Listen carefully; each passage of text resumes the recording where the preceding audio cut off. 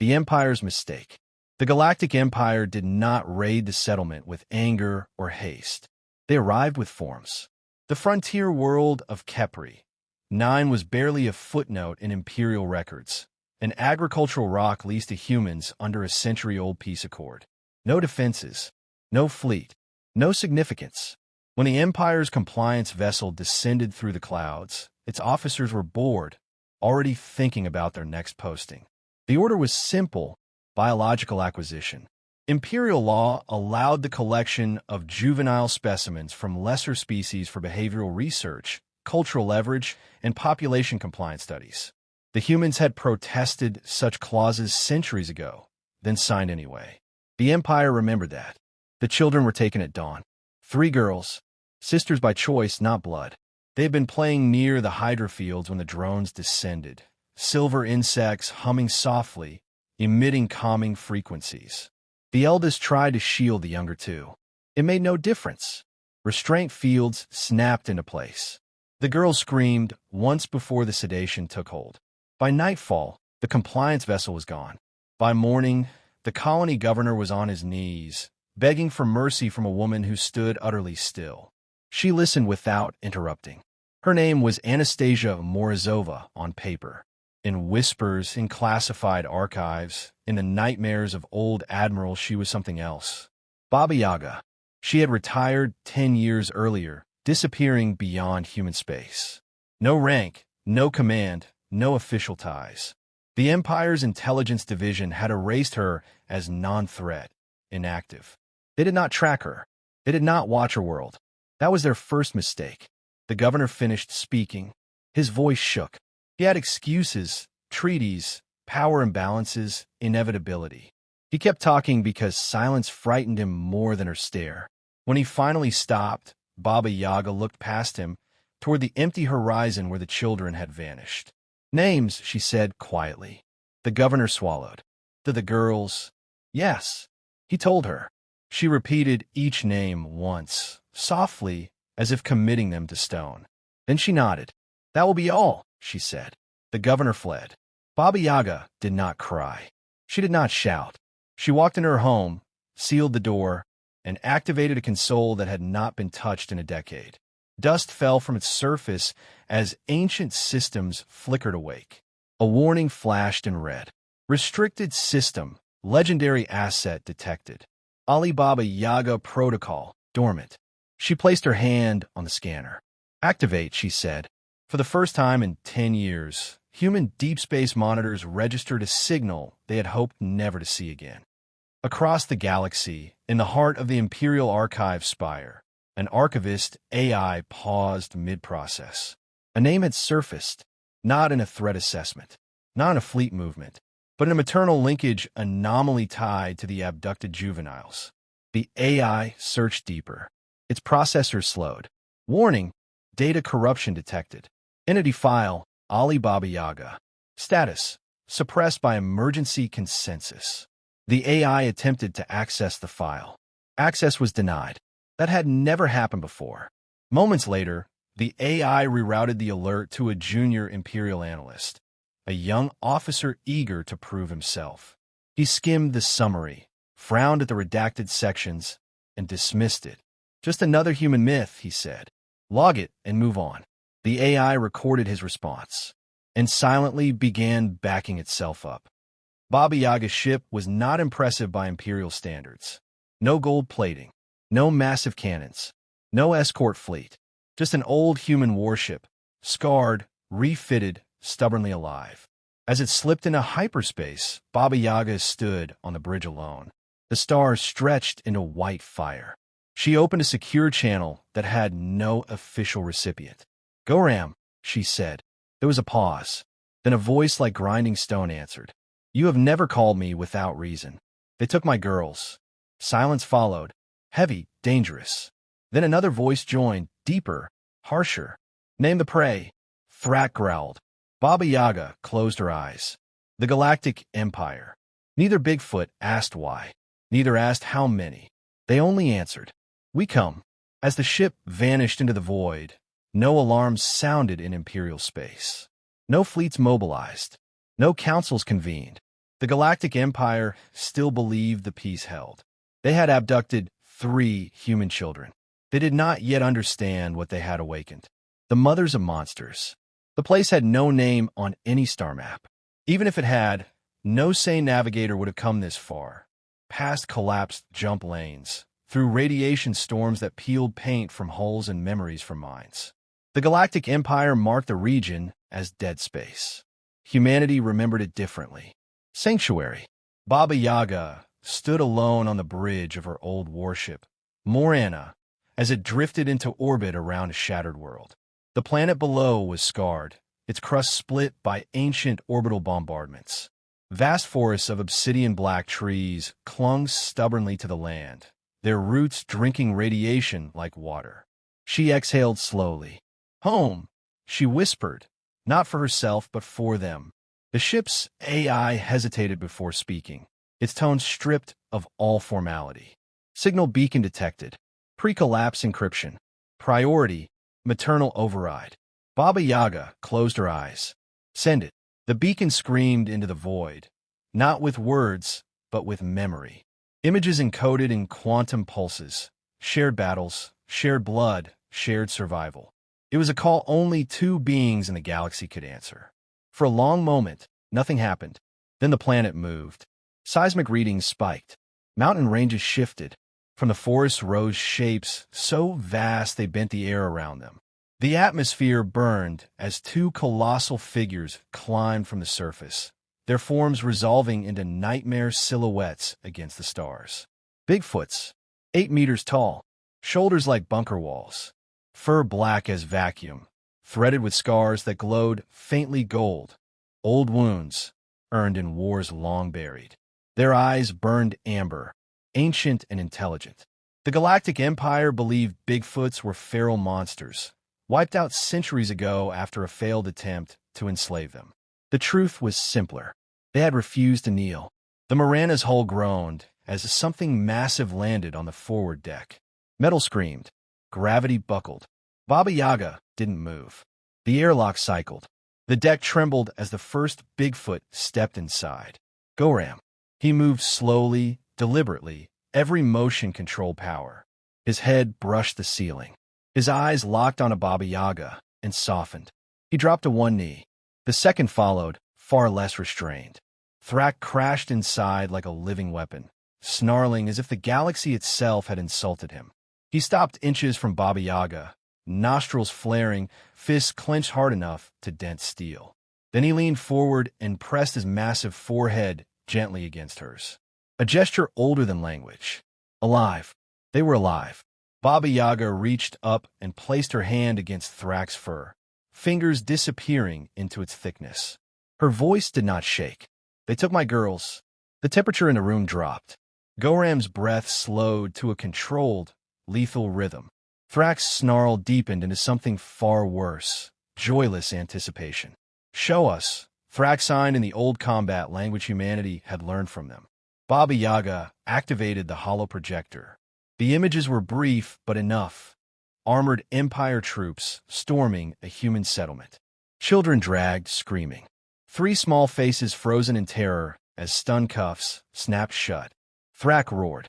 The sound rattled the ship, a bellow so full of rage it cracked panels and sent warning alarms screaming. Goram did not roar. That was worse. "They're alive," Baba Yaga said. "For now." "Who did this?"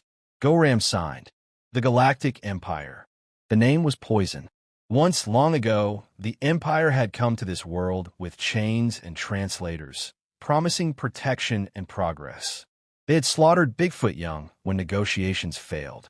Humanity had arrived later, not as conquerors, but as soldiers already tired of Empire lies.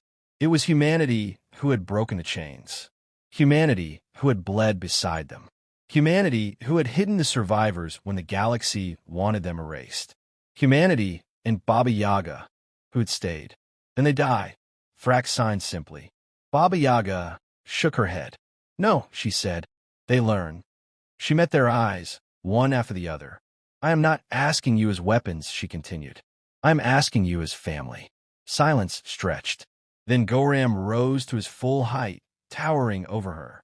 He extended one massive hand, palm up, a warrior's oath. You sheltered us.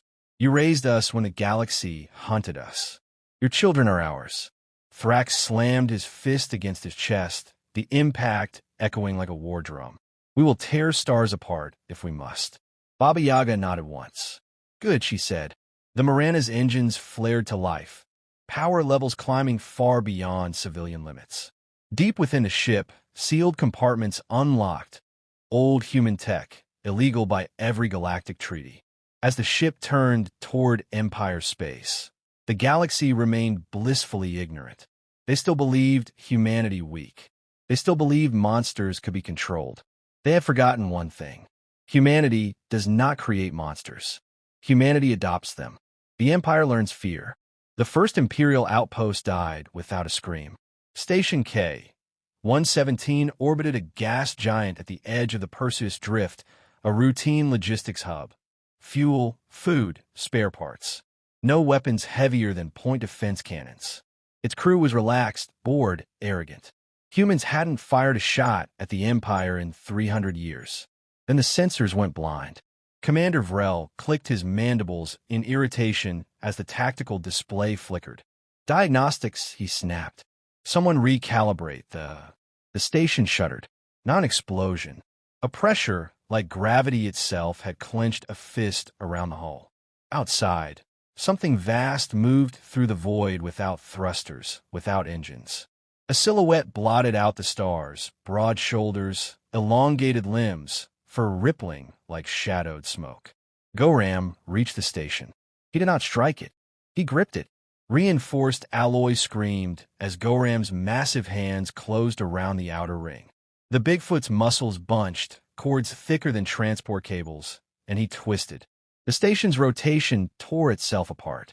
Docked ships sheared free, tumbling like debris. Inside, gravity failed. Crew floated, shrieking. Then THRAK arrived. Where Goram was deliberate, THRAK was wrath. He slammed into the station's exposed core, claws tearing through bulkheads, ripping power conduits from their housings. Atmosphere vented in white clouds. Emergency bulkheads slammed shut, too late. Through the chaos, a single human figure moved with terrifying calm. Baba Yaga. She walked the corridors in sealed combat armor, boots magnetized, rifle slung low. Her visor displayed fleeing life signs, command nodes, data cores. She ignored the screaming crew, stepping over bodies without slowing. She was not here for them. She reached the command deck as Commander Vrel clung to a console, mandibles slick with fear. A human, he stammered. Baba Yaga raised her rifle and fired once. Clean. Precise. She plugged a data spike into the console and downloaded everything. Shipping logs, command codes, Empire schedules. When she withdrew it, she finally spoke. Mark the station, she said quietly. Goram complied. A moment later, K-117 vanished in a silent implosion, crushed inward like a clenched fist releasing dust. Across the sector, Imperial alarms began to ring. They called it sabotage at first, then piracy, then terrorism. Outposts went dark one by one. Convoys vanished mid-transit. Patrol ships reported contact, then nothing. No debris fields, no survivors. Imperial analysts struggled to understand. There were no fleets, no formation attacks, no human signatures, just disappearance. On Station Relics Prime, a senior strategist stared at a growing star map of blacked-out systems. This pattern, she said slowly, it's not random. It's hunting, her aide whispered. The room fell silent. The first fleet engagement happened near the Carthos Belt. An Imperial battle group, 6 cruisers, 2 carriers, detected massive biosignatures emerging from hyperspace inside their formation. Goram and THRAK erupted into real space like living meteors. Point defense cannons opened fire, plasma and kinetic rounds hammering into fur and flesh. Goram staggered but did not fall. His hide smoked. His eyes burned brighter. Thrak roared, a sound that rattled hulls and broke concentration. He leapt. His mass struck a cruiser broadside, caving in armor rated to withstand antimatter strikes. He tore into it, claws ripping through decks, dragging crew in a vacuum. He didn't need weapons. He was one. Goram seized the carrier by its engine block and threw it into another ship. Both detonated in a blossoming fireball that lit the asteroid belt like a second sun. Amid the carnage, Baba Yaga's warship, small, angular, ancient, slipped through the chaos. She disabled ships with surgical EMP bursts, boarded command vessels, executed officers, and vanished before countermeasures locked on. The battle lasted 7 minutes. The Empire lost everything. Human losses, 0. The message went out galaxy-wide an hour later. No encryption, no distortion. Baba Yaga stood unmasked, gray-streaked hair pulled tight, eyes cold as vacuum. "You abducted 3 human children," she said. "My daughters." Behind her stood Goram and T-Char-AK, looming, bloodied, unbroken. "You will release them. Immediately. Alive." A pause. "You have 1 hour." The feed cut. Across the Empire, panic spread faster than light. Some laughed, calling a bluff. Others began quietly evacuating their families. Deep within the imperial capital, in a laboratory warded by shields and arrogance, 3 human girls huddled together as alarms wailed for the first time in the station's history. And for the first time in centuries, the Galactic Empire felt something it had never planned for. Fear. Real, personal, hunting fear. Because the humans hadn't sent an army. They had sent Baba Yaga, and she was getting closer. Baba Yaga comes home. The imperial capital station was built to intimidate. A ringed colossus of obsidian alloys and gold-lit spires. It hung above the gas giant Virex like a crown over a kneeling god. Millions lived inside it. Tens of thousands served the Galactic High Command. No enemy fleet had ever breached its inner perimeter. No enemy fleet arrived. Instead, a single human warship dropped out of null space, so close that traffic control barely had time to scream. Then Goram and Thrak hit the station. The Bigfoots did not board through hangars. They made entrances, tearing through armored hull, plating with hands that had cracked moons in older wars. Atmosphere vented in screaming cyclones. Emergency bulkheads slammed shut too late. Imperial Marines opened fire, their plasma rifles splashing harmlessly across layered muscle and battle-scarred hide. Goram moved with terrible calm. Each step crushed metal and bone alike. He ripped a turret free and used it as a club, caving in an entire corridor of soldiers. Thrak laughed. He charged.